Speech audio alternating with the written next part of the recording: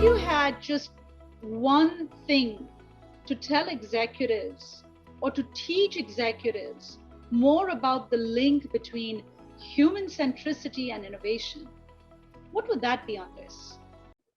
I like to think that the most important thing that that a leader can do to drive innovation is to be empathetic and curious.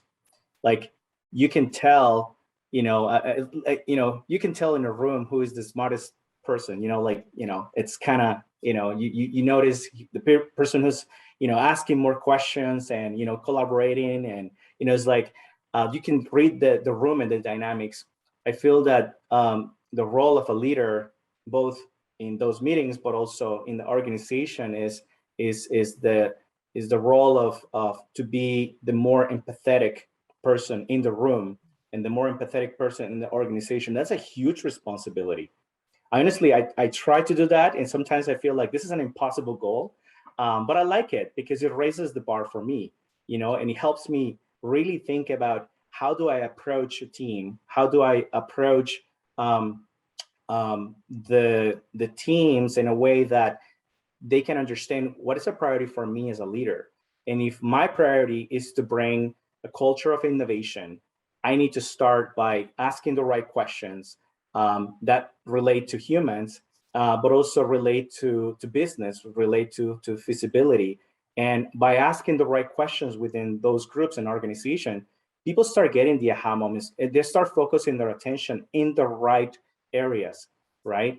Because there's so much going on that that you can easily get distracted within the organization. So I think that's what a human-centered design leader can actually do within an organization. Asking the right questions, bring that curiosity mindset and putting people first.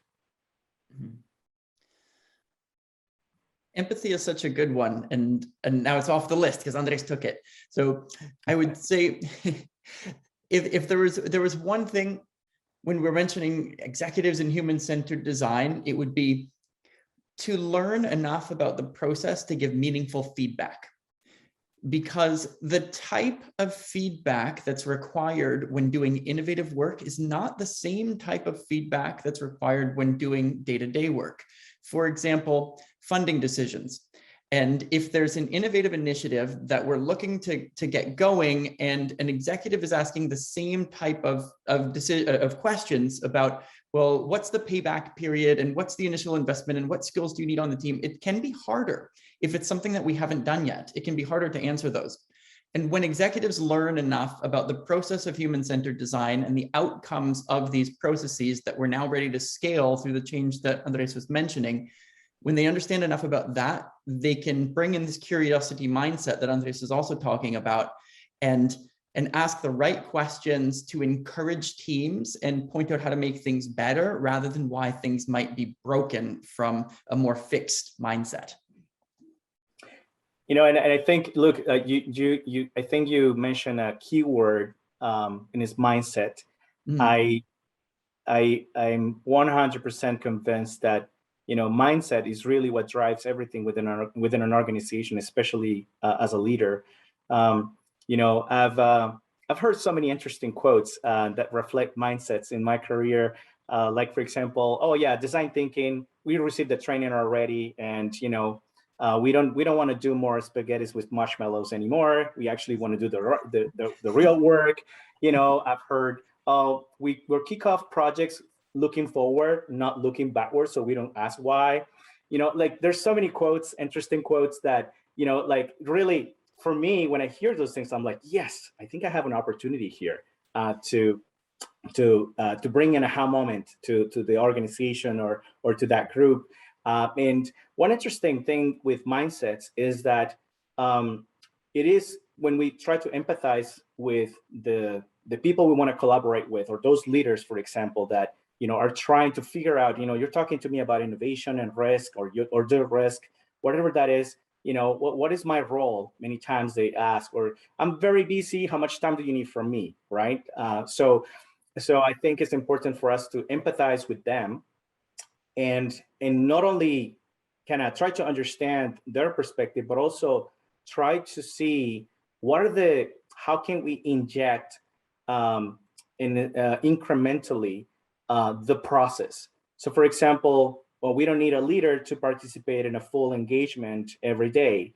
But if we create a framework and facilitate, to your point, Luke, before, it's like when you are a facilitator of innovation, you bring a framework and you just tell people, okay, I just need 30 minutes of your time in 2 weeks, and this is what your role is going to be. You don't have to worry about anything. Enjoy the ride.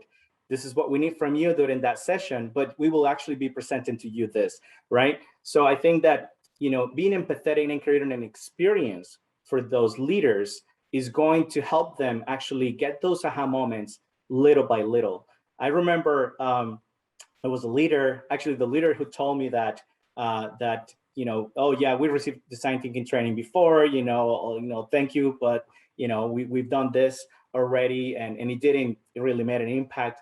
I remember the first time we completed an engagement with that leader, he actually shared with me his feedback, and he said, well, this was completely different to what we were trained on, and this really works.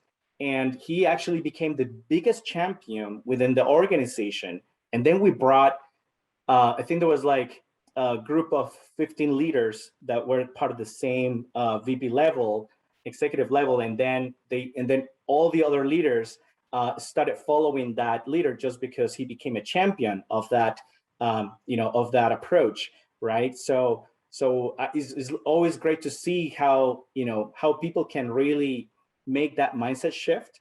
But I think as facilitators, it's our responsibility to be empathetic with them first and create an experience that will help them adopt change.